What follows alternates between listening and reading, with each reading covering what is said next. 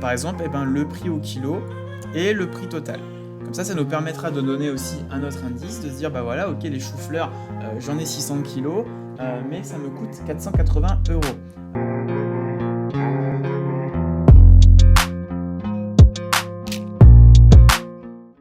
Allez, c'est parti. Donc, dans cette vidéo, je te montre comment créer un 3-map. En fait, c'est un graphique avec plusieurs masses. Tu vas voir, c'est très simple. Alors, premièrement, on va charger les données. Donc, ces données, tu les connais parce qu'on les a beaucoup utilisées dans mes vidéos. C'est les données stock exemple. Donc, comme d'habitude, tu peux télécharger les données en description de cette vidéo. Donc, nous, ici, un seul onglet va nous suffire. C'est l'onglet stock aliments. En fait, l'idée, ça va être de faire un graphique pour finalement visualiser là où on a le plus de stock sur nos aliments. Donc si tu te rappelles, on avait des fruits, des légumes, des poireaux, des choux-fleurs, bref, que des bonnes choses pour la santé, et donc du coup on va essayer de visualiser tout ça.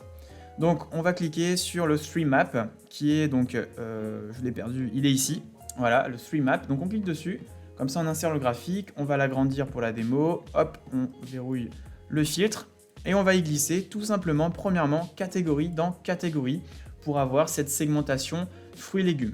Ensuite, on va glisser donc les unités au kilo dans valeur et on va avoir donc ici très simplement une vise par grosse masse, mais on sait très bien qu'il y a beaucoup plus de légumes que de fruits en kilos.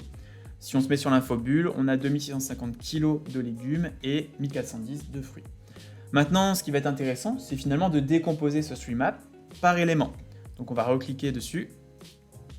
Et on va y glisser donc dans détail les éléments.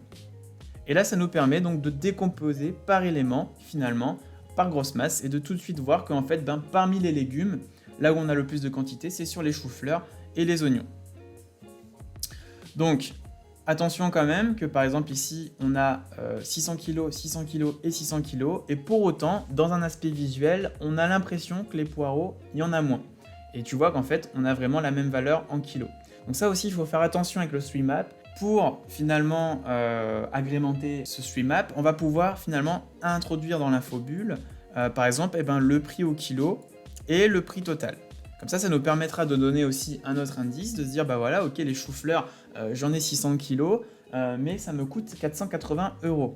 Alors que tandis que les oignons, j'ai toujours aussi 600 kilos, les poireaux, pardon, j'ai 600 kilos, mais 534 €. Et donc ça nous permettra d'avoir finalement une vise un peu plus complète. Maintenant on va piper un peu ce petit visuel. Alors il n'y a pas grand chose à faire sur le 3-map, mis à part gérer un peu les couleurs. Donc premièrement, si on prend une couleur assez foncée par exemple pour les légumes, donc on va prendre un bleu ici, on va prendre une couleur légèrement plus claire par exemple pour les fruits, pour garder un peu la même teinte finalement de couleur. On va pouvoir peut-être mettre les étiquettes de données, ce qui d'ailleurs nous donnera plus d'indications, parce que comme je te l'ai dit tout à l'heure, la gestion des masses dans le 3-map, visuellement, des fois elle n'est pas évidente, donc c'est bien de rajouter les étiquettes de données, et on va mettre l'accent dessus d'ailleurs, en mettant un peu en gras. Voilà, ce qui nous permettra donc de visualiser davantage finalement l'étiquette de données. Voilà, donc maintenant tu sais faire un 3-map dans Power BI.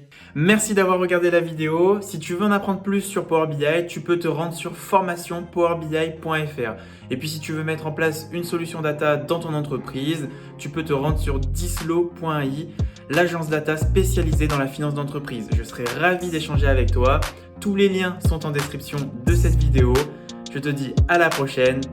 Ciao!